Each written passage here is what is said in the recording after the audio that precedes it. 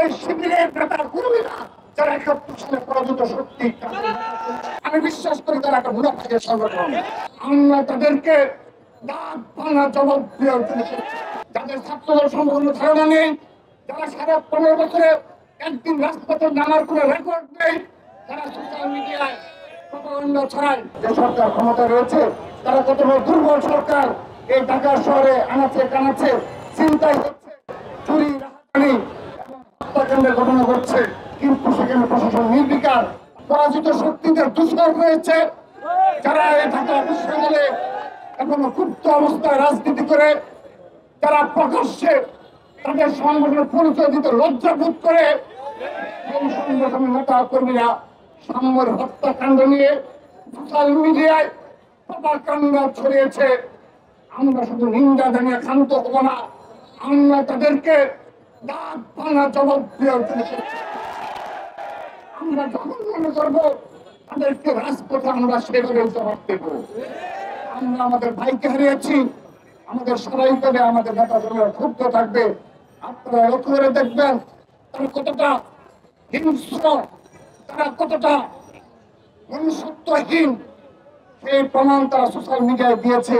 তারা ইতিমধ্যে ৩ জনকে গ্রেপ্তার করা হয়েছে বলে আমাদের জানানো হয়েছে। যদিও আমরা এই বিষয়ে স্পষ্ট বক্তব্য রাখছি না, কারণ বিশ্ববিদ্যালয় প্রশাসন আনুষ্ঠানিকভাবে আমাদের অবহিত করেনি যে এই ৩ জনই সত্যিকার অর্থে সামনের খুনি এবং সেই হত্যাকাণ্ডের সাথে পুরোপুরি জড়িত, আমাদেরকে তারা স্পষ্ট করেনি। সে কারণে আমরা এই বিষয়ে পরবর্তীতে আরো বেশি স্পষ্ট বক্তব্য রাখবো। কিন্তু আপনারা লক্ষ্য করে দেখবেন এই গুপ্ত সংগঠনের কর্মীরা যারা ঢাকা বিশ্ববিদ্যালয়, তারা কেউ টেকটপ তেতুলিয়া কিংবা বাংলাদেশের বিভিন্ন প্রান্তে অবস্থান করছে, যাদের ছাত্রদের সম্পূর্ণ ধারণা নেই, যারা সারা ১৫ বছরে একদিন রাজপথে নামার কোনো রেকর্ড নেই, যারা সোশ্যাল মিডিয়ায় প্রপাগান্ডা ছড়ায়। সম্রাট নামে যে একজনকে গ্রেপ্তার করা হয়েছে, সে নাকি শ্রমিক দলের সাংগঠনিক সম্পাদক। সেজন্য প্রিয় ভাইরা, আজকে এখানে আমরা উপস্থিত করেছি সেই সম্রাটকে, যিনি এই মাদারীপুরের ডাসার উপজেলার যে শ্রমিক দলের সাংগঠনিক সম্পাদক, যাকে পরিচয় দেওয়া হয়েছে এই শিবিরের নেতা কর্মীরা যারা ৭১ সালে পরাজিত শক্তি।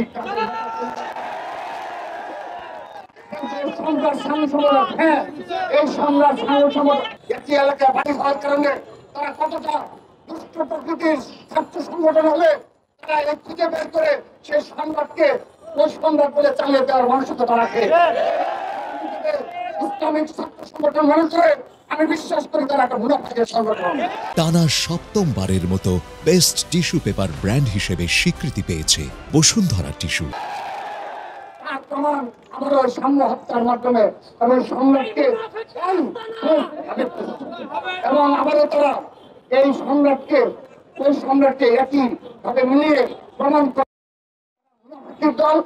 সেই কারণে ১৯৯০ সালে সকল সংগঠন, সকল ছাত্র সংগঠন মিলে তাদের বিরুদ্ধে নিষিদ্ধের পক্ষে অবস্থান গ্রহণ করেছিল। এর কারণে তাদের মুনাফিক এবং চিচারিতার কারণে ১৯৯০ সালে সকল ছাত্র সংগঠন একটা দলগতভাবে তাদের নিষিদ্ধের পক্ষে অবস্থান গ্রহণ করেছিল। সেই অবস্থান আজ অবধি রয়েছে। আমি বিশ্বাস করি তাদের এই অপকর্ম এবং এই ধরনের বিচারিত চরিত্রের কারণে, মিথ্যাচারীর কারণে এবং তারা যে ভোট বাহিনী সোশ্যাল মিডিয়ায় গড়ে তুলেছে, তারা হয়তো মনে করে থাকতে পারে, তারা হয়তো মনে করতে পারে এই প্রপাগান্ডার মাধ্যমে বাংলাদেশের ছাত্র সমাজকে বিভ্রান্ত করে এই ছাত্রদেরকে কলুষিত করবে এবং ছাত্রদেরকে সাধারণ শিক্ষা দূরে সরে দেবে। স্পষ্টভাবে বলতে চাই, এই ঢাকা বিশ্ববিদ্যালয় চত্বরে দেখে দাও, ঝড় বৃষ্টিকে উপেক্ষা করেও শত শত সামনের ভাইরা এখানে রাজপথে অবস্থান গ্রহণ করেছে। তোমাদের মিছিল কত বড় হয় আমরা লক্ষ্য করে দেখেছি। স্বাধীনতার পর থেকে কার কি অর্জন আমরা অবগত রয়েছি। ছাত্র সমাজের পক্ষে, সাধারণ শিক্ষার্থীদের পক্ষে এই ছাত্র দল ব্যতীত আর কোন ছাত্র সংগঠনের উল্লেখযোগ্য কোনো অর্জন নেই। যুগে যুগে প্রমাণিত, আগামীতেও আমরা প্রমাণ করবো ইনশাআল্লাহ। আমি আরেকটি বিষয় অবতারণা করতে চাই। এই বিশ্ববিদ্যালয় প্রশাসনে বিগত সময়ে জুলাই আগস্টের পরবর্তী বাস্তবতায় সাধারণ শিক্ষার্থীদের প্রধান দাবি ছিল ছাত্রলীগের সন্ত্রাসীদেরকে চিহ্নিত করে পদক্ষেপ নেওয়া, বিচারের আওতায় নিয়ে আসা।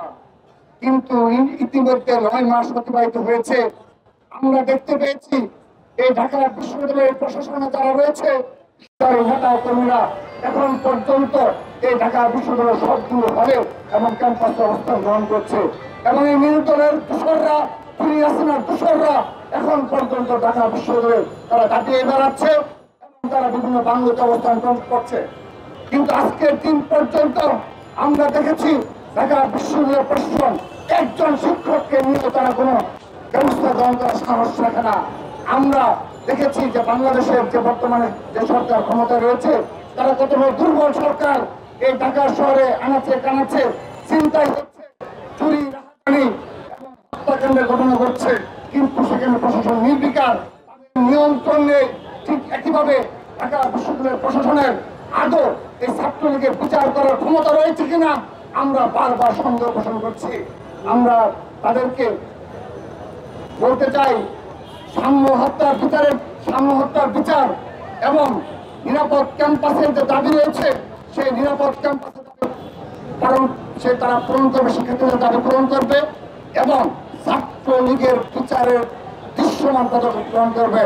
আমরা অচিরে আজকের এই কর্মসূচি ঘোষণা করছি, সাম্য হত্যার বিচারের দাবিতে যেভাবে আমরা রাজপথে থাকবো, যেভাবে নিরাপদ ক্যাম্পাসের দাবিতে আমরা রাজপথে থাকবো, ঠিক একইভাবে পুরো ছাত্র দলের নেতা কর্মীরা বলতে চায় খুব দ্রুততম সময়ে সারা বাংলাদেশে এই ছাত্রলীগের বিচারের দাবিতে আবারও মার্চ ফর জাস্টিস কর্মসূচি পালন করবো আমরা।